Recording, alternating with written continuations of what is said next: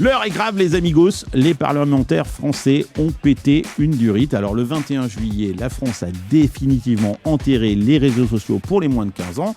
Jusque-là, pourquoi pas ?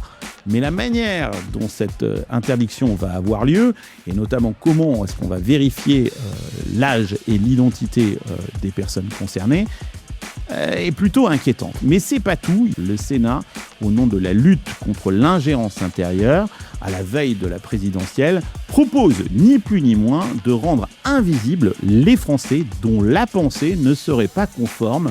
Ne serait pas conforme à quoi ? Peut-être à la doxa. Le tout sous prétexte de désinformation.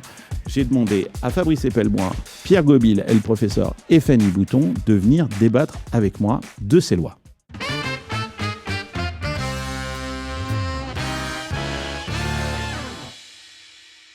Je prends 2 minutes parce que quand j'ai créé Silicon Carnet, je me souviens très bien du jour où j'ai dû envoyer ma toute première facture. Je me suis dit, je facture comment et avec quel outil ? J'avais un compte pro d'un côté, mais pas d'outil pour facturer. Résultat, je passais mes soirées à vérifier à la main si le virement était bien arrivé et à faire le lien entre la facture et le compte bancaire. Je suis sûr que ça vous est arrivé aussi. Avec Conto, fini ce problème. Compte pro et facturation électronique sont intégrés dès le premier jour. Votre client paye, le paiement se réconcilie tout seul avec la facture et vous n'avez plus rien à faire. Sans compter que, je ne sais pas si vous êtes au courant, mais à partir de septembre 2026, la facturation électronique devient obligatoire en France et vous devez être équipé d'une plateforme agréée par l'État. Et avec Conto, c'est déjà le cas. C'est inclus dans tous les forfaits, sans surcoût et sans outils supplémentaires. Aujourd'hui, plus de 600 000 entrepreneurs utilisent Conto et une entreprise sur 4 en France se crée avec eux. Donc, si vous vous lancez, foncez sur conto.com, ça s'écrit Qonto.com. En plus, ils ont été super sympas. Ils nous ont donné un nouveau code, Silicon3M. Conto vous offre 3 mois gratuits sur votre compte pro pour toute nouvelle création d'entreprise. Allez, retour à ton épisode. Bon, c'est officiel. Le 21 juillet, le Parlement français a adopté définitivement la proposition de loi visant à protéger les mineurs des risques des réseaux sociaux.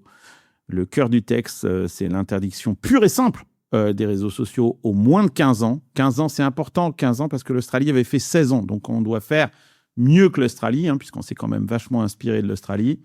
Donc voilà, c'est finito, circuler, il n'y a rien à voir. La France devient le premier pays de l'Union européenne à voter ce type d'interdiction. Le texte porté par la députée Laure Miller avait déjà été adopté à l'Assemblée en janvier, 116 voix contre 23, et il a été définitivement adopté donc le 21 juillet par l'Assemblée et le Sénat, avec une majorité très large du centre jusqu'au Rassemblement national. Là, pensez que, Fabrice, que le Rassemblement national était le grand défenseur de la liberté d'expression. Et non. Le problème ils se sont abstenus. Ils n'ont pas... Ah, ok. Ils se sont abstenus ? Je pensais qu'ils avaient voté pour. Il y a eu une surprise de dernière minute. Ils se sont tous réfugiés à la buvette de l'Assemblée ou aux chiottes et ils n'ont pas participé au vote. Ah, d'accord. Ils ont été pris d'une crise de gastro-entérite ou quelque chose comme ça au moment du vote, quoi. C'est très pratique. Mais on leur a peut-être mis des laxatifs dans leur boisson avant qu'ils arrivent. C'est peut-être un coup monté. Comme le Brésil en 1998. Ouais, ils étaient peut-être malades, en fait. Mais c'est vrai qu'il y a de quoi être malade. Bon, le problème de cette loi, et on va rentrer dans le détail, et Fabrice, je suis sûr que tu as plein de choses à nous révéler, c'est que pour empêcher un jeune de 15 ans de se créer un compte, il faut vérifier l'âge de tous les utilisateurs. Et pour vérifier l'âge, il faut vérifier l'identité. Et donc, en gros, il va falloir que tout le monde puisse montrer patte blanche pour utiliser les réseaux sociaux, que ce soit X, Facebook, Instagram, etc., etc. Mais c'est pas tout ça, parce qu'on dirait que les cons se sont tous donné rendez-vous la même semaine.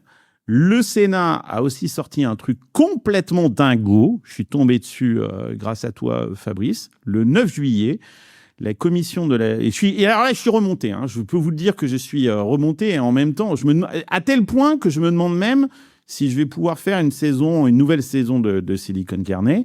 Parce que là, vraiment, c'est hallucinant. Le 9 juillet, la commission de la culture publie un rapport de 160 pages avec 56 recommandations adoptées à l'unanimité.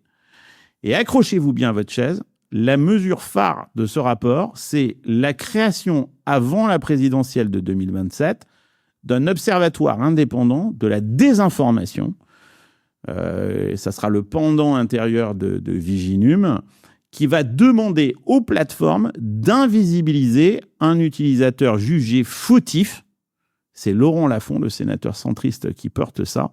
Et il a utilisé, alors c'est peut-être un lapsus, mais les lapsus sont quelquefois révélateurs, une expression lors de la conférence de presse qui a mis le feu aux poudres. Il a parlé d'ingérence intérieure. Alors là, le terme est, premièrement, complètement con. Qu'est-ce qu'on est en train de vivre, Fabrice ? Qu'est-ce que c'est que cette histoire d'ingérence intérieure ?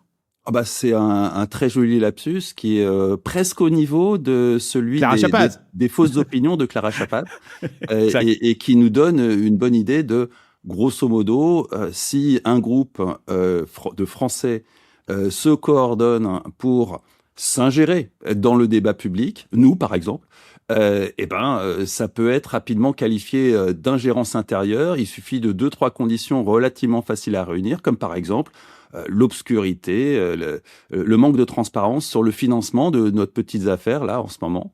Je suis sûr que si on fouille, on va trouver des financements étrangers, américains. Et du coup, ça constitue très clairement. Les financements étrangers, ils existent, c'est moi. Donc, je suis américain. Donc, effectivement, tu peux considérer que je finance, effectivement, il y a des financements américains de Silicon Valley. Donc, moi, j'ai même pas mon vrai nom. Moi, j'ai même pas mon vrai nom. Double peine. On tombe sur une double ingérence intérieure et étrangère. Sur la simple décision d'une association financée par l'État, indépendante mais financée par l'État, c'est un concept très français, on pourra typiquement être invisibilisé. Sans la moindre recours à un juge, sans passer par un débat contradictoire et sur une décision qui sera, pour le coup, certainement pas vraiment transparente. Tout ça à la veille des élections. J'ai envie de dire bienvenue en Chine. C'est pas encore une loi, très concrètement, ça va se traduire sous la forme d'une loi assez rapidement. Ça veut dire que parce que effectivement, moi je revendique le fait que Silicon Valley n'est pas neutre. Effectivement, on a des opinions. En tout cas, les miennes sont plutôt techno-libérales. Donc, si ces opinions sont considérées comme non conformes, c'est ça, alors à ce moment-là, on pourrait être... ça veut dire quoi, invisibiliser ? Invisibiliser, c'est le fameux shadow ban, c'est-à-dire que très concrètement, ton reach donc on va même pas s'en rendre compte. Réduit. Tu t'en rendras compte dans tes statistiques. Il y a déjà de nombreuses chaînes YouTube en France qui ont été invisibilisées.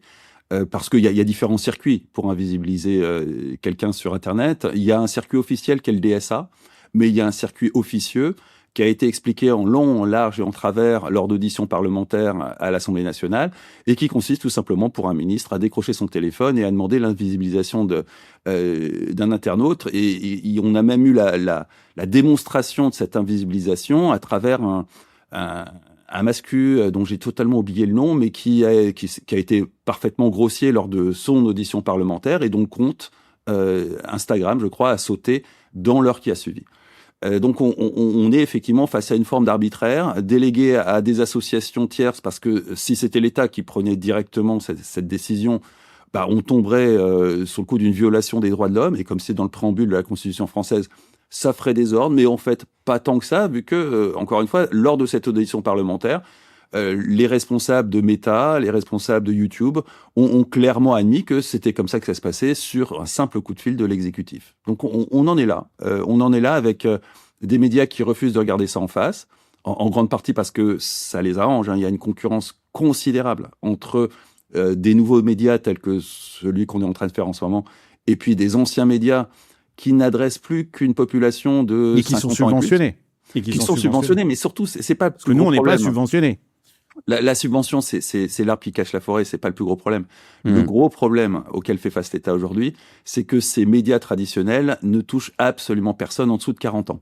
Et que ça représente quand même une grosse partie du corps électoral. Donc fondamentalement, ils ont perdu le contrôle sur une partie grandissante de l'électorat, et il s'agit désormais de le reprendre. On n'est pas dans le fantasme, là. Non. Parce que là, ce que tu es en train de me dire, ça me rappelle quand même énormément 2018, Twitter, qui nous jurait la main sur le cœur qu'il ne pratiquait aucun shadow ban. Son patron l'avait même répété devant le Congrès américain.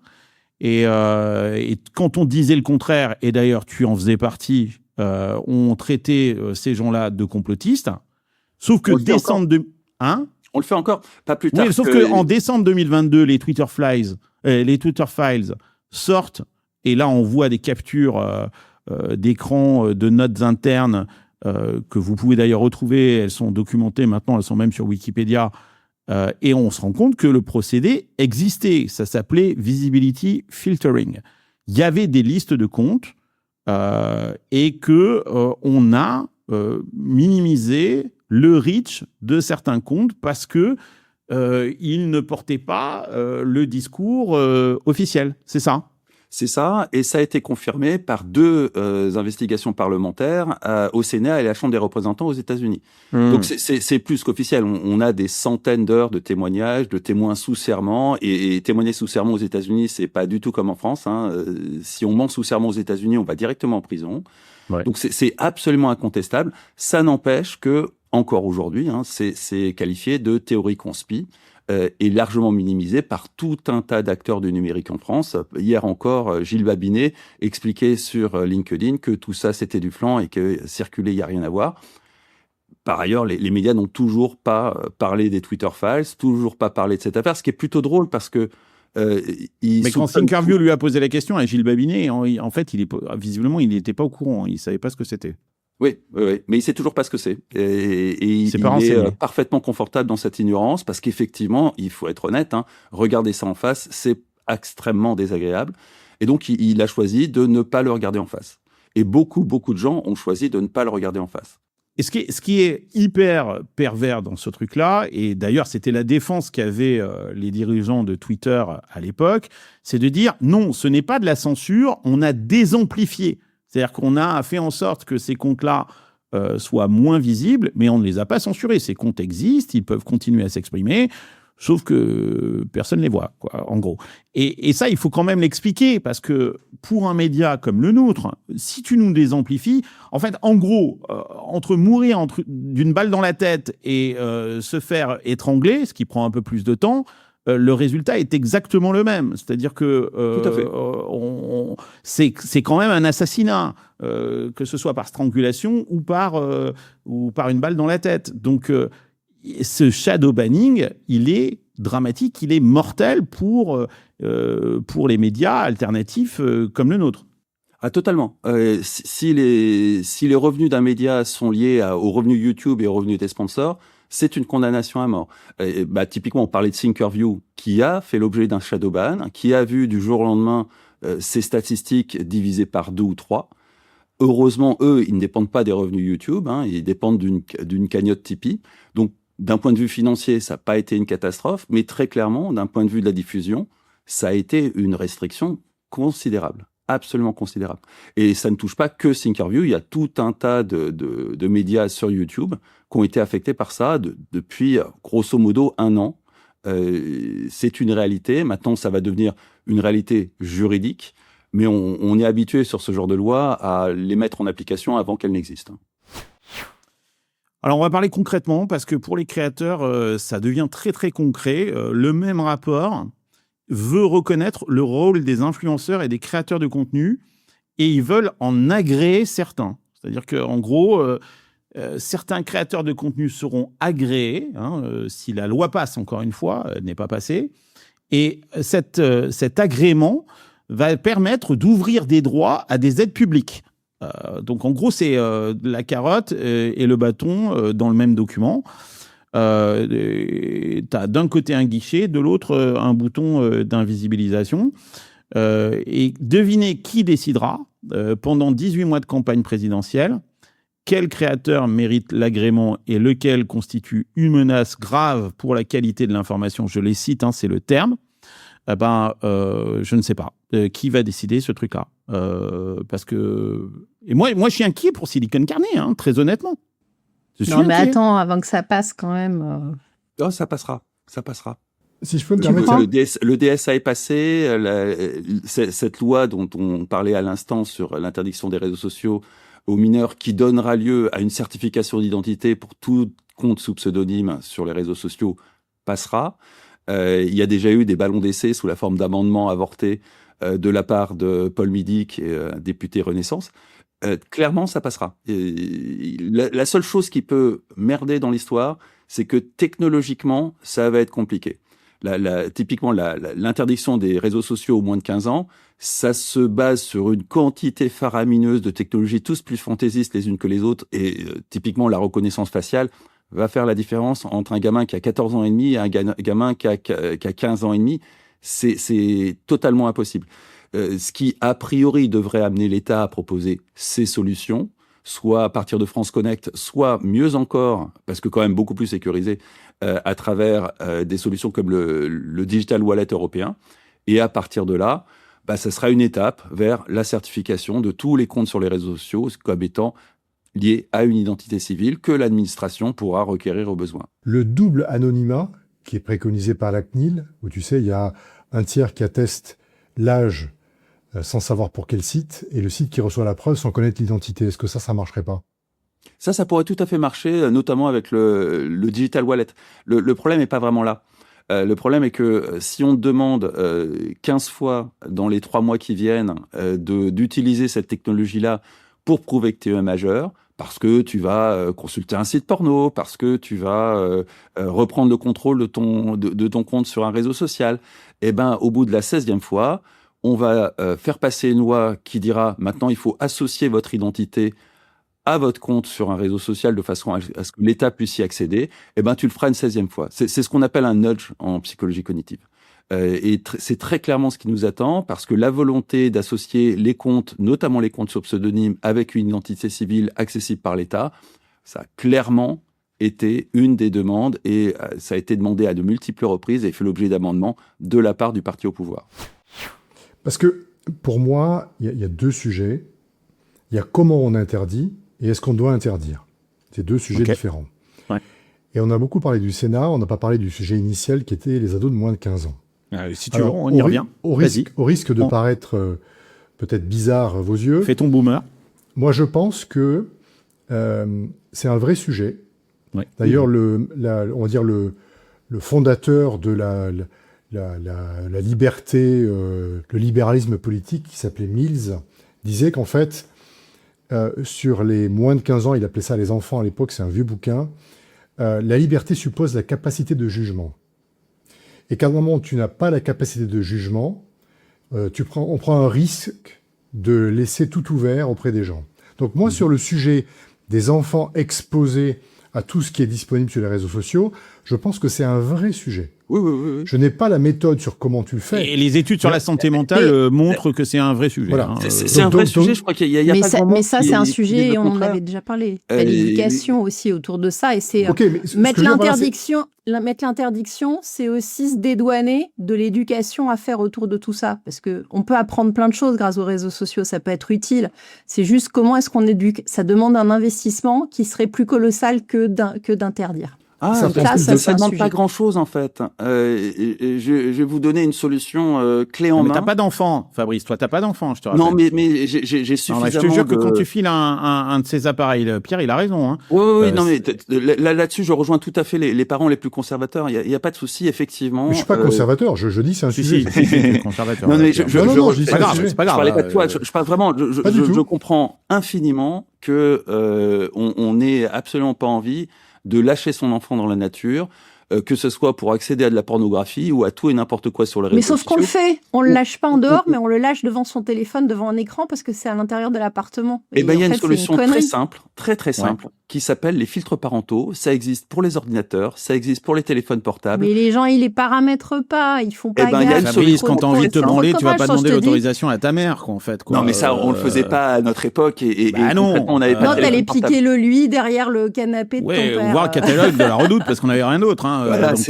on est vraiment des boomers. Mais très concrètement, ça pourrait prendre la forme d'un texte de loi qui impose à tout distributeur de matériel informatique, que ce soit un smartphone ou un ordinateur, de configurer par défaut un filtre parental extrêmement restrictif que seuls les parents là pour le coup, en ayant fait preuve de leur identité auprès de l'État, pourraient débloquer. À partir de là, on fait retomber la responsabilité sur l'autorité parentale. Et puis on pourrait doubler ça d'une immense campagne médiatique pour expliquer aux parents qui, eux, regardent la télé, qu'effectivement, le doom scrolling, c'est un problème, qu'un gamin qui passe 5 heures par jour sur TikTok, c'est un problème, que le harcèlement à travers les réseaux sociaux, c'est un problème, et que la pornographie, à 14 ans, c'est peut-être un peu trop tôt, et qu'il est peut-être temps de revenir au catalogue de la Redoute, ou à 3 ans, à Playboy. Ou à 4 ans, ou à 5 ans, ou à 6 ans. Tu vois, Oui, tout ça est extrêmement simple à Fabrice, faire. il pointe du doigt un truc qui est très, comment dire, quelque part ironique, parce que c'est vrai qu'on a ces gens-là, ces parents, ces adultes, qui eux-mêmes scrollent toute la journée sur ces réseaux sociaux, ou qui regardent la télévision, qui regardent des conneries à la télévision, que ce soit Cyril Hanouna ou autre chose à longueur de journée, et qui disent à leurs gamins qu'il faut pas scroller et que c'est pas bon pour ta santé mentale. C'est un peu l'hôpital qui se fout de la gueule de la charité. Mais ça marche. Tu bois de l'alcool, et quand ta gamine de 12 ans, si tu l'as chopée à boire de l'alcool, tu lui as expliqué qu'elle était trop jeune. C'est la même chose. Alors ça, c'est maintenant, parce que je te rappelle que nous, à l'époque, les parents, ils nous emmenaient au troquet à l'âge de 14 ans, boire une pinte de bière et jouer au flipper. Ah bah bravo. Et que quand tu commençais à leur dire que tu fumais, tu taxais des clopes, quoi. Non, ça a évolué. T'exagères. Oui, c'est vrai que la Gen X, c'est vrai que moi, je me rappelle, je descendais en Espagne, je dormais quand même sur... Non, mais pour te dire, je dormais sur le haillon arrière de la bagnole, en fait. Tu vois bien sûr.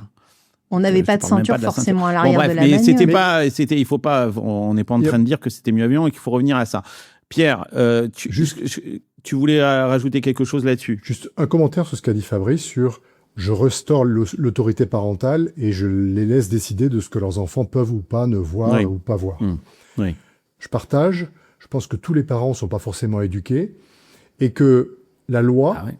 Mais c'est leurs enfants, malgré tout. Hein. Je te prends un exemple. Quand on a interdit l'alcool, il y a eu plein de débordements dans tous les sens, il y a eu des machins dans tous les sens, mais c'est devenu interdit et on peut échouer individuellement et réussir de manière statistique.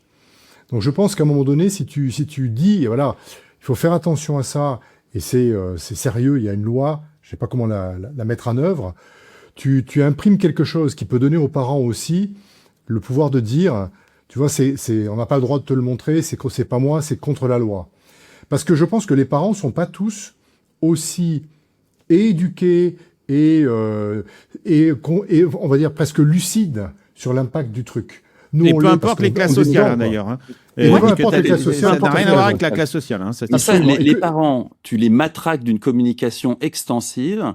Tu invites des gens comme moi à la télé qui vont leur expliquer qu'effectivement c'est une catastrophe, qui veulent leur expliquer les Facebook Files, où effectivement on sait que Facebook, bien avant qu'on le leur reproche, savait que Instagram avait des effets délétères sur notamment les adolescentes et provoquait aussi bien de suicide que de l'anorexie, de façon à faire flipper les parents. Ça, tu peux déployer une campagne de communication considérable. C'est pas dur de taper sur les réseaux sociaux en ce moment à la télé.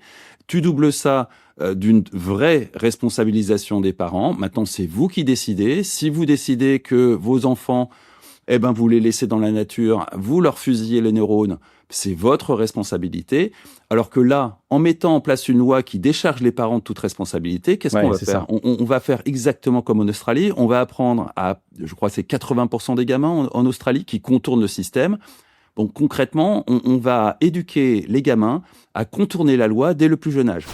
D'ailleurs, je ne sais pas si vous vous rappelez, mais ça rappelle plutôt ce que fait la Chine, en fait. La Chine a interdit bien avant tout le monde les réseaux sociaux et a mis à jour... c'est pas interdit d'ailleurs, les applications sont différentes avec le contenu qui est différent pour les moins de 14 ans. Et après, la certification... La certification pour les youtubeurs et tout, souvenez-vous, c'est aussi la Chine qui a mis en place il faut avoir un certain degré d'études pour avoir le droit de faire du contenu sur les réseaux sociaux. Si tu n'as pas un minimum, je sais plus, du baccalauréat ou et il y a un couvre-feu, tu ne peux pas utiliser les jeux vidéo plus de ça, les gars. d'heures. Il y a tout ça. Non, mais ce que je te dis, c'est qu'en fait, c'est pas l'Australie ou autre, c'est la Chine a commencé à protéger ses jeunes de cette façon-là bien avant nous, en nous faisant par contre manger du TikTok à nos générations et tout. C'est assez drôle de voir. On est sur une nouvelle. Mais je trouve qu'en fait, on essaye de réutiliser des choses qui, en Chine, sont peut-être faites de façon smart et collent à l'image du pays. Et chez nous, c'est un peu... C'est tout il y a à fait des ça. débordements qui partent n'importe comment. Quoi, juste En pour Chine, il justifier faut des quand même choses. rappeler qu'ils sont souverains sur leurs infrastructures, Voilà. sur leur technologie sociale. Ils ont la grande muraille de Chine qui les protège, enfin qui protège Le leurs firewall. citoyens d'accéder à une information extérieure, et que tout a été pensé dans le déploiement d'Internet depuis le départ pour en arriver là. Nous, on n'a jamais pensé les réseaux Internet pour faire de la censure. Il y a beaucoup trop de points d'accès pour qu'on l'envisage de pouvoir le faire un jour de façon efficace. Tous les espaces sociaux dans lesquels on dialogue online sont soit américains, soit chinois. On a une perte absolue de souveraineté sur les espaces sociaux et sur les infrastructures dont on parlait dans l'épisode précédent. On a grosso modo un taux de pénétration de 60-65% d'infrastructures américaines dans le cloud qu'on utilise en Europe. Donc on n'est pas du tout dans la position des Chinois. On n'a absolument pas la possibilité technique d'en arriver là où en sont les Chinois. On va arriver à une confrontation entre un État et sa population. On a vu ça durant le printemps arabe. C'est la jeunesse qui a contourné la censure de Ben Ali durant le printemps arabe pour accéder à de l'information et pour la diffuser au monde. On va éduquer notre jeunesse à contourner la loi dès le plus jeune âge. Oui, mais bon, à force de mettre des lois en place, au bout d'un moment, tu es obligé de contourner parce qu'il y a trop de lois, il y a trop de restrictions et tu deviens un habitué de l'infraction, Ouais, quoi. non, et Donc, puis c'est c'est surtout ça le que- problème aussi, quoi. N'oublie C'est pas que- une chose, c'est que en France, en plus, quand tu contournes la loi, honnêtement, qu'est-ce qui se passe ces derniers Rien. temps? Pas grand-chose. Pas grand-chose. Effectivement. Mais je voudrais aller encore un cran plus loin, les amis, si vous voulez bien. Parce que je suis retombé sur cet extrait vidéo qui est quand même assez hallucinant de Emmanuel Macron. Écoutez-le, c'est très intéressant. Sur l'anonymat, qu'est-ce qu'une bonne information? Qu'est-ce qu'une mauvaise information? Et visiblement, la parole des uns ne vaut pas la même ne vaut pas la même chose que celle des autres. Donc ça, c'est très... on comprend mieux toutes ces lois-là, comment est-ce qu'elles arrivent. Elles ont mis une dizaine d'années à arriver. Elles sont là. C'est la fin du mandat d'Emmanuel Macron. Il est peut-être pressé de faire en sorte que tout ça se passe. On l'écoute et on revient. Toutes les expressions sont légitimes, mais les paroles ne se valent pas tous. Et donc cette horizontalité, il faut faire attention à ne pas s'engouffrer dedans, en disant en quelque sorte, il n'y a plus de hiérarchie dans les paroles et plus de légitimité. Ça, c'est important, sinon on ne pourra plus jamais décider. Et de l'autre côté, c'est une opportunité, parce que si on arrive à faire circuler l'information véritable, les experts, ceux qui sont en situation de responsabilité comme vous, s'exprimant, et chacun sachant de là où il parle, et donc s'exprimant non pas de manière anonyme, mais en disant d'où il parle et qui il est, nos concitoyens, en effet, partagent beaucoup mieux la décision publique. Et donc, ce que nous devons réussir à faire d'abord, c'est en quelque sorte une forme d'hygiène démocratique du statut de l'information. Je crois qu'on doit aller vers une levée progressive de toute forme d'anonymat, et je crois qu'on doit aller vers des processus où on sait distinguer quand même le vrai du faux, et où on doit savoir d'où les gens parlent et pourquoi ils disent des choses. Tout ça arrive la semaine où la justice reconnaît qu'effectivement, dans l'affaire de Crépol, ils ont retenu la qualification de racisme et Anti-blanc. d'anti-blanc. Alors que à l'époque, CNews avait levé le lièvre, et il était facile à lever. Il y avait des tonnes de vidéos sur Internet qui circulaient où on voyait des témoignages d'une multitude de témoins. Il y en a 10 en tout qui ont témoigné. Et CNews a été sanctionné par l'Arcom pour avoir donné cette information. Donc on a vraiment un exemple parfait d'information qui demain sera très clairement censurée.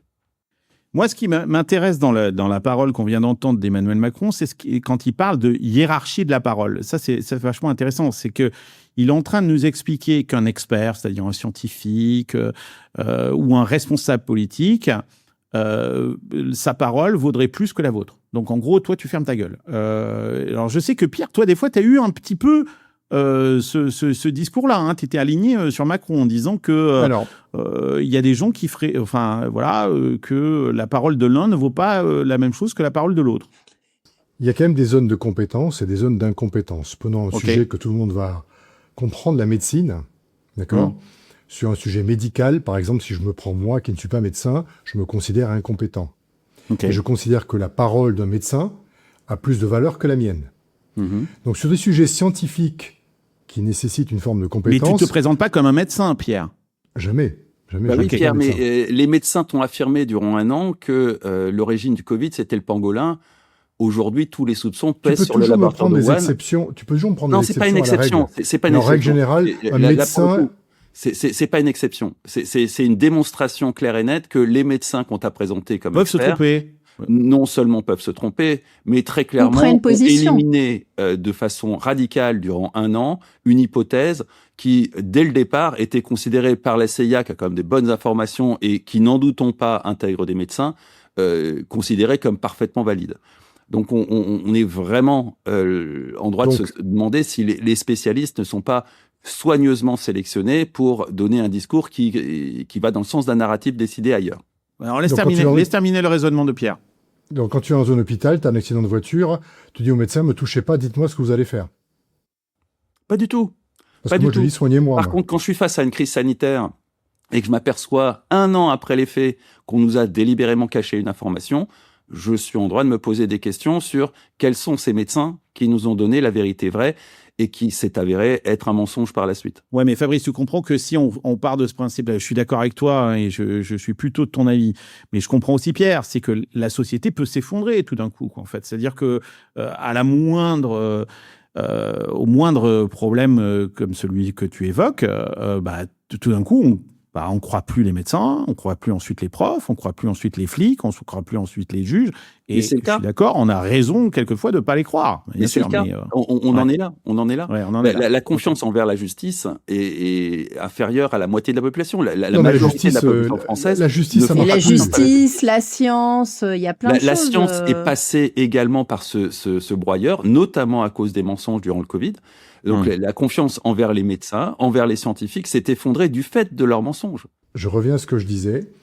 Je considère néanmoins que tous les gens que ne sont pas tous des gens malhonnêtes qui ont envie de mentir à la population, qu'il y a des gens qui font leur travail honnêtement, qui sont des experts dans leur domaine et qui ont des niveaux de compétences que d'autres n'ont pas.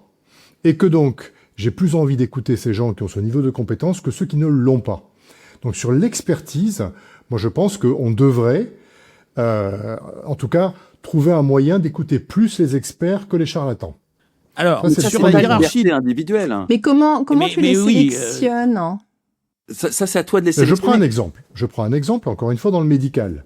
Lorsque nous avons eu le oui, mais le Covid, médical, c'est un petit peu. Je reprends trouve un l'exemple autre de- exemple ailleurs. quoi, Je en fait, vais te prendre un exemple. sur le nucléaire, par exemple, tu vois, sur le Je nucléaire. vais te prendre un par exemple. Par T'as un exemple, problème dans sur une le centrale nucléaire. nucléaire. Moi, j'ai envie de faire confiance à des scientifiques dans ce domaine-là pour résoudre le problème. Je vais pas écouter Tata Huguette sur ce qu'il faut faire sur la centrale nucléaire. C'est un exemple. Eh ben, J'en ai je vais plein. te prendre un autre exemple qui est très proche de ça et qu'on connaît tous. La consommation énergétique et la pollution liée au data center. On connaît tous l'ADEME, qui est une agence d'État et qui passe son temps à diffuser des informations qui n'ont absolument aucun sens d'un point de vue scientifique. Aucun sens. N'importe qui, on a Fanny, n'importe qui s'y connaît un peu en data center, sait à quel point ce que raconte l'ADEME au sujet des data centers et probablement au sujet de tout un tas d'autres choses n'a aucun sens d'un point de vue scientifique. Malgré tout, c'est la parole scientifique officielle. Donc heureusement qu'on a des voies alternatives. Un coucou à Pierre Bessac au passage, parce que sinon, on serait condamné à écouter des sornettes avec un label scientifique garanti par l'État. Je te dis Pierre, qu'en c'est tant pas que parce que tu as société- eu un diplôme il y a 30 ans, ok, que tu n'es pas, que tu n'as pas, que ça te que ça te protège de devenir con ou voire de devenir corrompu. Et ça, on l'a vu. Et c'est pas parce que tu as eu un diplôme ou pas parce que tu as une autorité. Et c'est ce problème de hiérarchie.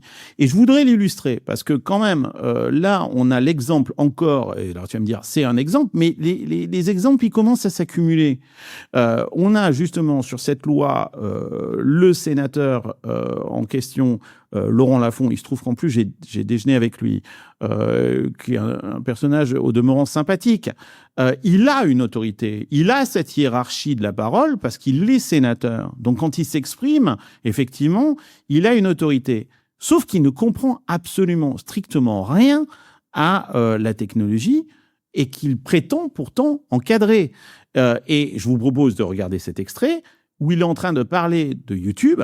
Le mec ne comprend pas que c'est un algorithme. Il pense véritablement qu'il y a des hobbits j'en sais rien, ce qu'il pense, quoi, qui tous les matins distribue du contenu sur son flux en lui disant tiens, je vais te mettre un petit peu de ça, un petit peu de ça, un petit peu de ça.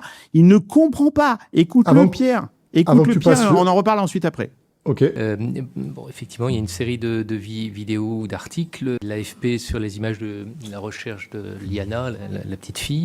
Et puis un article de RFI sur la visite du ministre algérien en France. Un article du Journal de l'Humanité sur l'armée israélienne au Liban. Un autre de Setavou sur Xenia Fedarova. Qui choisit les articles ou vidéos qui sont ainsi mis en avant? C'est un algorithme qui va choisir en fonction des sources présentes sur la plateforme. Alors, parce que quand on déroule un petit peu, on trouve d'autres reportages, France 24, RFI, France Culture, bon, d'accord. Et puis on tombe par exemple sur deux reportages de Frontières. On se dit pourquoi Frontières mis au même niveau que France Culture, que France 24, etc. Donc c'était enfermé dans ton algorithme en fait. Alors, vous voulez dire que je regarde il y a autant Frontières. Il y a Non, alors, ça attendez, y est, oui. au moins on a une révélation, tu es démasqué. Prends mieux certaines réactions. J'ai pas du tout les mêmes. En fait, ma question, c'est derrière tout ça, il y a une ligne éditoriale. Mais si vous me proposez un tel article que vous ne proposez pas au sénateur Vial, il y a un choix et donc il y a Enfin, il n'y a pas de choix éditorial. C'est-à-dire que c'est un algorithme qui va déterminer en fonction des historiques que vous avez visionnés. Carlos, ma réponse est que l'autorité, notamment politique, n'a rien à voir avec l'expertise.